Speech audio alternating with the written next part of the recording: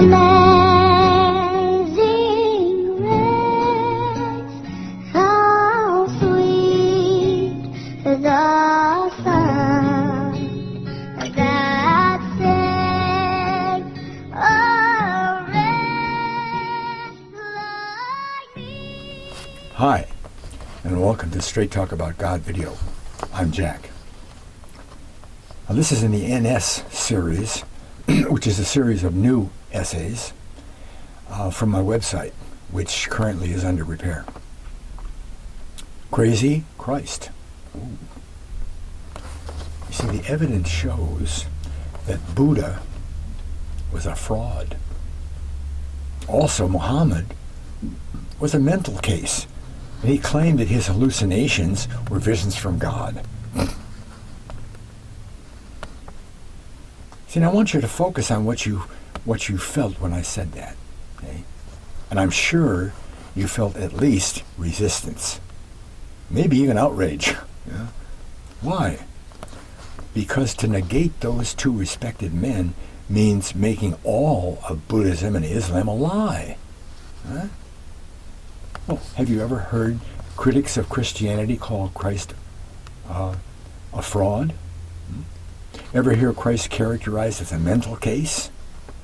Why not? Same reason why those terms aren't used in connection with Buddha and Mohammed or Confucius. You know? The work and the teachings of these men is so well respected worldwide that such detractions aren't taken seriously.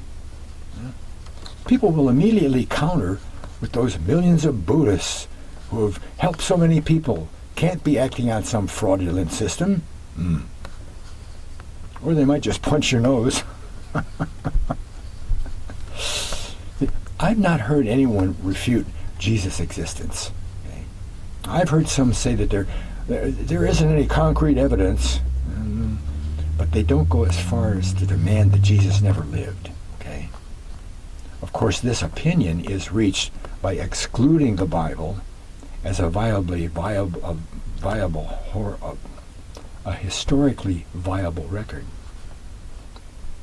Most all the detractors of Jesus will concede his existence. Okay?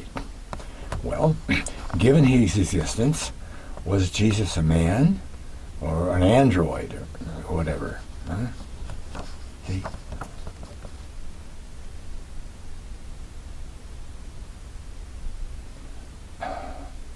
Jesus was a male Adam, male Adam.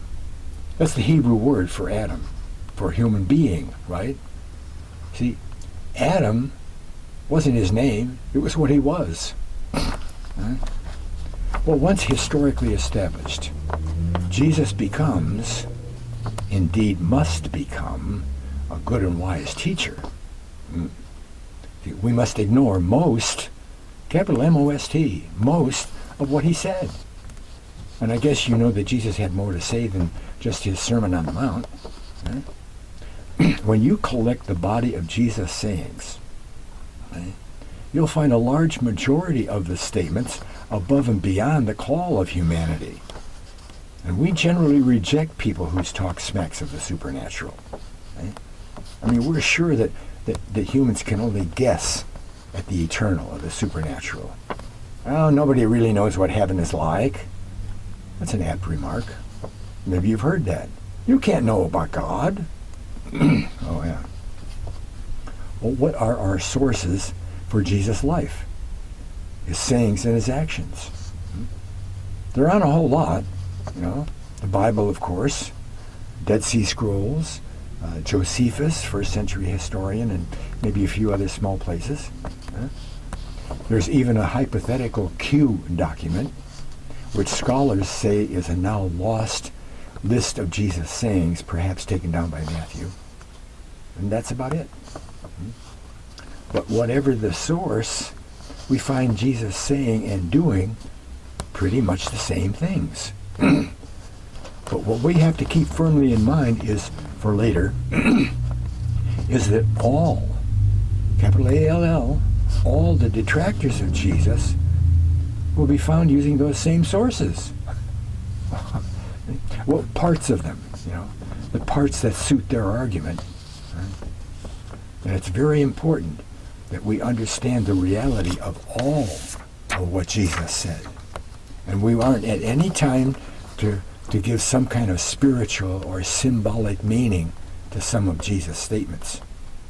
When he's not telling a parable or obviously speaking in symbol, well, the trees of Babylon or the trees of Lebanon or the cypress, whatever.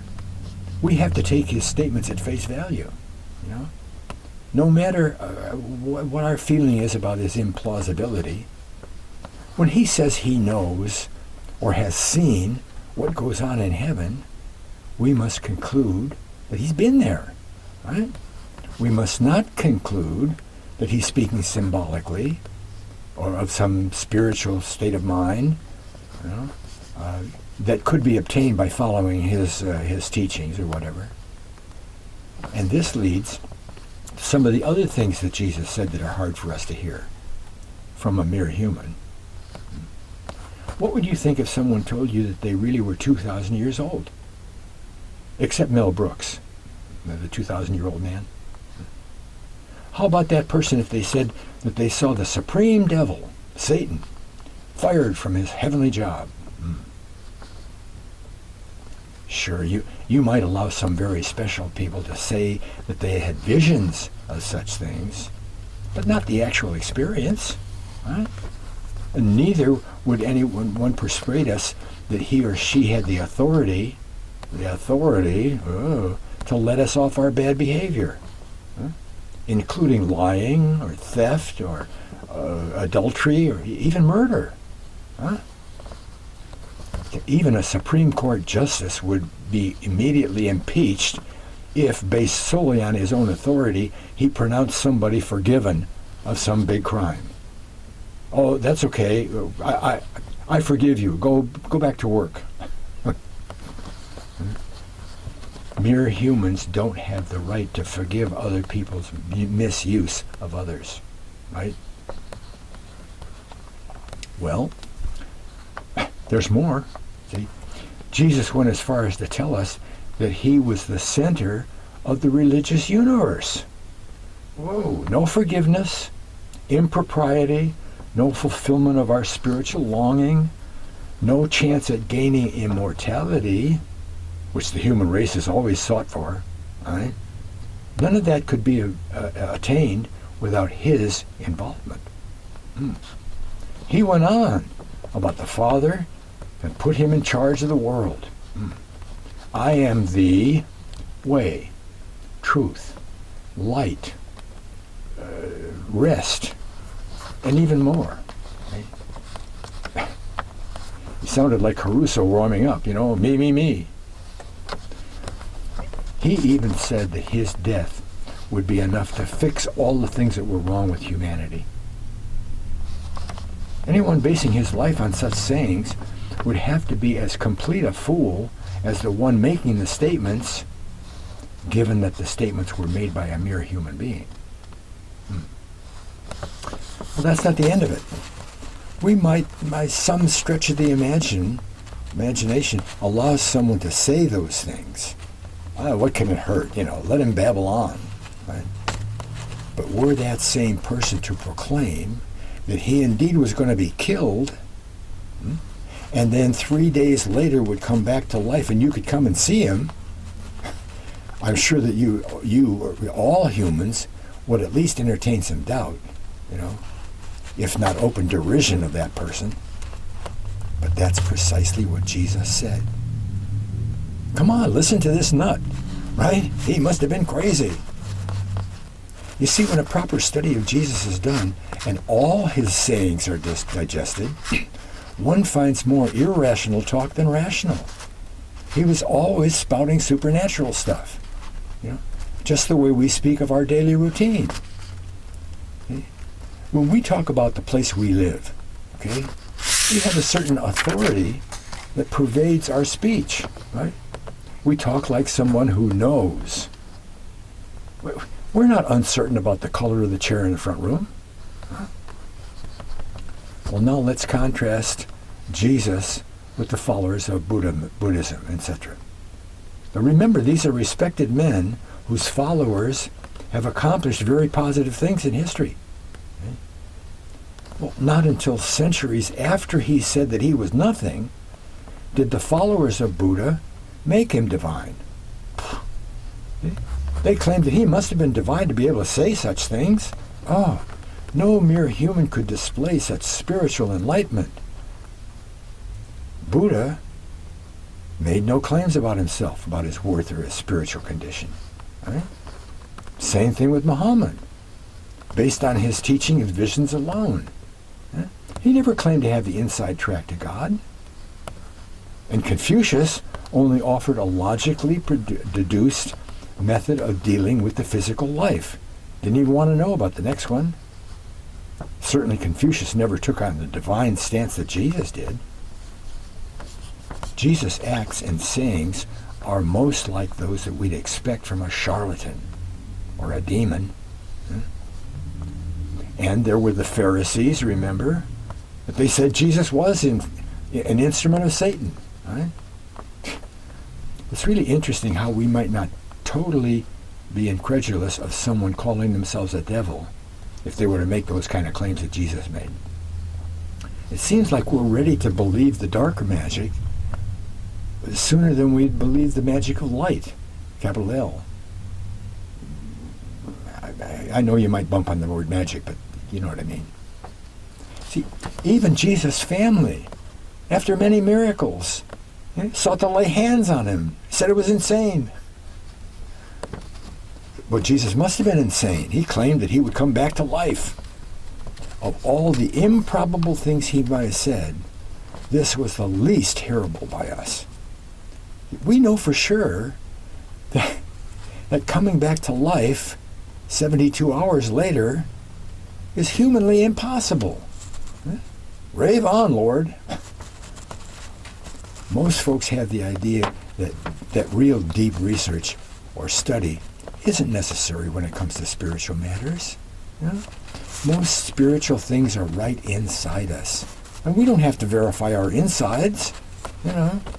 We just feel the rightness and fail to take into account that we are capable of making mistakes or making decisions based on misinformation.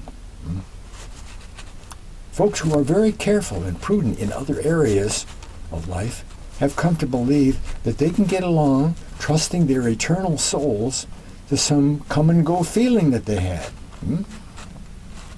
Who would ever buy a car or a house on appearance alone? Or how about the way they made him feel? Wouldn't you want to at least kick the tires? The erroneous conclusion that evidential research is unnecessary leads people to assume that our physical laws can found Jesus' life as well as our own. Therefore, there can't be any real evidence upholding the claim of Jesus' resurrection. Well, with that attitude, one would hardly be exposed to the considerable evidence available, volumes of it. And that leaves people with the choice of accepting Jesus' claims or making sure that they don't give any credence, by calling Jesus some kind of good or average above teacher or prophet. They'll allow everything but Jesus' supernatural side. Well, I ask you, how can you divide up a person like that? Did he only have the truth when it came to meek inheriting the earth? Can one really finally be a final judge of what was or was not the truth of Jesus' sayings? Of course not. He was a really rotten teacher if any part of his lessons were false, right? In fact, you can't even call him a teacher at all. You can't even call him good, just in case some people might want to class him in the class of a good-intentioned, feeble-minded person. So let's take a look at the common facts. Common facts. And we're only going to consider some universally accepted facts Everybody, detractors, everybody accepts these facts. Right? Okay. For instance, I've never heard anyone refute the beginning of Christianity belief system in 33 AD. Christianity is a worldwide religion, isn't it? Of course it had a beginning. I told you these are universally accepted facts. Okay? We don't want to leave any room for ambiguity or personal interpretation. So we also know with surety that the Christian message of Jesus was preached over a wide expanse of the globe by a special handful of men who personally were with Jesus for 3+ years before his death. From Paul in England, to Thomas in India. The story of Christ's resurrection went across the globe. Now Christianity, except for the last 50 to 100 years, Christianity is somewhat unique in that way compared to other world religions. The Confucianism, Buddhism, Islam never assaulted the world with missionaries, not like Christianity did. Christianity, they could track somebody down better than the mafia. They went everywhere, right? There was no escape. There's evidence that the Palestinian Jews who fled the persecution of 70 AD, came to North America and settled in the Appalachian Mountains. And certainly it's possible that some, probably most, of those immigrants were Christian Jews. The word got around, that's the point. Next point. The word stayed around for the last 2,000 years. Hardly a flash-in-the-pan belief system. Right? Not many religions can claim that kind of longevity. It's hard to invalidate such a long-lived religion. Right? And we also have to take into account the thousands of converts to the way. People converted in droves. People over the in intervening 2,000 years continue to swell the ranks of Christianity. They're everywhere. And let's get back to the apostles. Those who started the ball rolling after Jesus' death. Again, the irrefutable fact is that they endured persecution for what they preached. Two facts. They preached and they got beat up. Right? And some, it can be inferred, went through drastic psychological changes. Peter's impulsive behavior, was missing when he addressed the mocking crowd on the day of Pentecost. Right? Pentecost, 3,000 conversions were made in that day, the birth of the church. And Thomas, who was characterized as a capital D doubter, had enough certainty of mind to tackle the high philosophy of India with their thousands and millions of gods. Huh? Another preacher that has historical acceptance is Paul. No one doubts his existence or the fact that he switched sides just when the battle between the Jews and the Christians was heating up, with himself at the forefront. Right? And not only did he convert to Christianity, he became the one voice that seemed to influence the world most, writing most of the New Testament. Right? Over half of it. So that doesn't exhaust the list of the historical facts, but let's pause to consider what we've got already. We've got a world-class religion, one with staying power in the face of terrible, constant, global persecution. They're hard-headed, these Christians. Okay? In a microcosm, we've got folks whose lives were changed so radically that they became the main source of spiritual food to billions of people over the course of 2,000 years. Does that sound to you like a construct unfounded in truth? Is it really possible for the adherents of some man to continue his ideas so actively and so long a period of time after his death. How many people today have even heard of Madame Blavatsky? I think the size and longevity of a belief system is directly proportional to the real power contained in the system. And that power, of course, is the system's truth. The Buddhists didn't get so big and last so long because Buddha was good looking or talked funny or pretty. You know, there must be some strong underpinning truth in Buddhism. Same with Christianity. That's why people can't call Christianity a sham, you know, even though they deny its spiritual aspects. Well, we've yet to address the major historical facts that need to be included in our evidence. Okay, all the apostles, save one, were martyred. So we've got to get out of our spiritual gears here, and we've got to feel that martyrdom. You remember the movies about burning people at the stake? Okay, remember seeing the enemies being dragged through the streets with horses and stuff? How about the times where we witnessed a criminal getting his just lashes? But the scene continued until the whip removed all the skin from him. Now, I know that the case can be made for some individual or even a fair-sized group to labor under a false belief. Okay? The suicide pilots in World War II, okay, have always been admired, but not for the belief that motivated their self-destruction. You know, probably their courage, you know, their bravery, but not the belief. How many millions of Christians have been martyred down through history? Were they all deluded? Are all the Christians of today, 1 billion of them, deluded?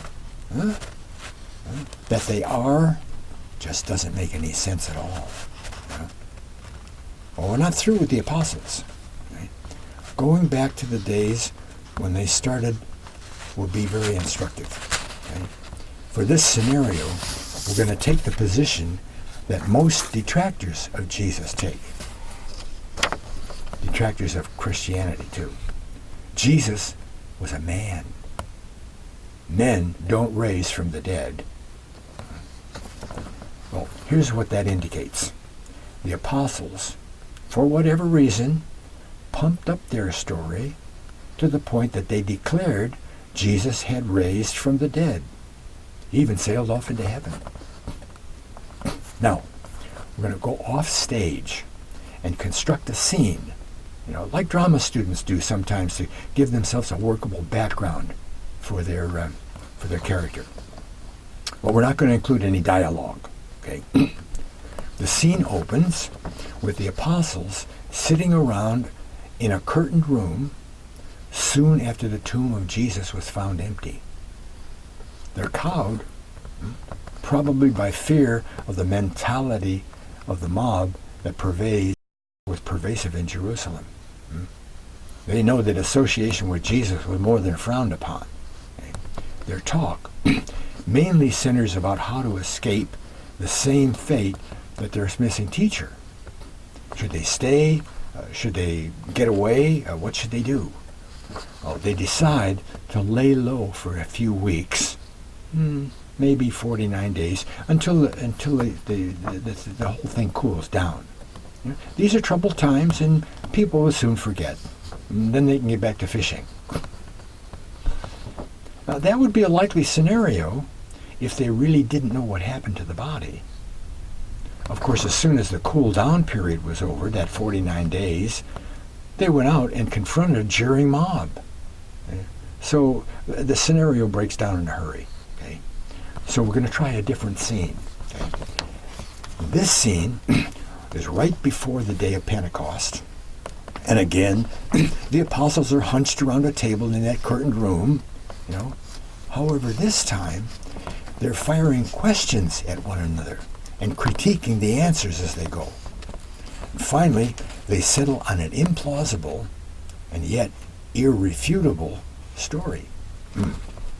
Because in 7 weeks, no one has been able to come up with the body of Jesus, the apostles decide to say that he fulfilled some of his vague remarks about raising from the dead.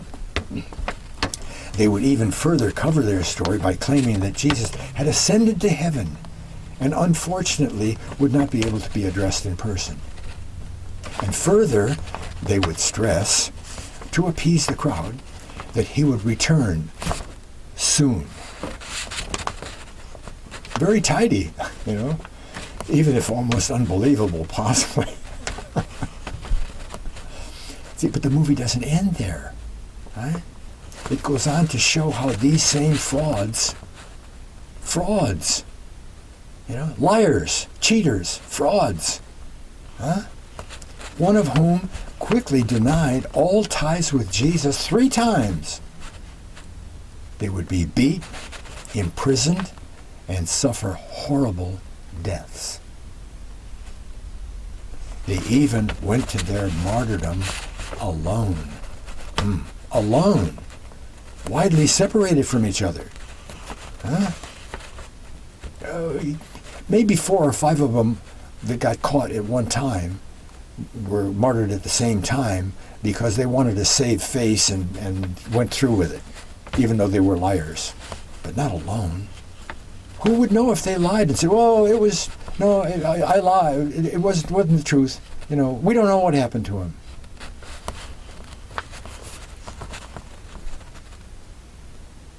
How can any thinking person attribute fraud or delusion to such actions? Or to the mere existence of Christianity? The presentations of such evidence in almost any other context would produce a psychological certainty. However implausible or impossible the conclusion might seem, the only reasonable, logical explanation is that the apostles told the truth. You see, in the end, all we have to look for is in one place, the resurrection. See? And the resurrection is the only fact that we need to ascertain. See, once we decided that Jesus indeed raised from the dead, all the other crazy stuff that he said, or it was said about him, and God, and the Bible, and how we benefit thereby, it's easy to believe in comparison. There's no virgin birth. Well, if you believe the resurrection, virgin birth is nothing, right? That's why you hear that all Christianity is based on the resurrection, right? It boils all down to the resurrection, a supernatural event that proves all the other stuff. Where is the place to find the truth of the resurrection then? It's in the apostles. We only need to find out if they lied or told the truth. It's just that simple. It's a long, hard study might be necessary, but the path is simple and not at all mysterious, right? If you take the position that Jesus was just a man, however great a man he might have been, you're forced into the position that the apostles lied. That's not a pleasant corner to be in, okay? People won't let you get away with calling Buddha a liar or Mohammad a crackpot. And yet they indeed were only human men, and unlike Jesus, acted and spoke like men. If you take the position that the apostles told the truth, then you're forced to elevate Jesus above humanhood. You must accept his other claims as well. You have to accept the fundamentals of the apostles' teaching, right? When Paul dins into us that we are saved by faithing, acting in trust, faithing, and not by some stuff that we can accomplish on our own, we have to act about that in our lives. When Jesus says he's gone to create a special place for those who believe, and will take them there someday, our earthbound brains have to stretch out and grasp that incredible statement. What did the Bible say? I'll never leave you or forsake you. Are you kidding me? If you can believe Christ raised, you can try pretending that his Spirit is always at hand, until you're sure of it.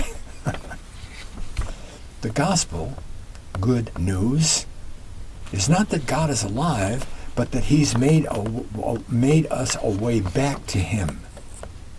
See, he changed the rules, starting with Jesus. That if we'll trust what he said, he'll honor what Jesus did and count our trust just like he did Jesus. When God acknowledged Jesus' trust, he put his Spirit back into Jesus' body to the point where Jesus woke up. Right? He was saved from death. And we can be saved from death too. Right? That's another impossible claim from the Bible. But we who are faithers, people who faithers, get to save from death too. We get to live forever. Heavy. Jesus is right there with you. If he was raised from death by God and given rule over all creation, he's certainly able to maintain a presence right there by your side. God is real. And to fulfill his word to Adam, you and me, he faithfully supplied Jesus and his Spirit to carry out his plan of saving Adam, you and me. He's real, and you can trust him to be there for you. Thanks a lot for watching. God bless.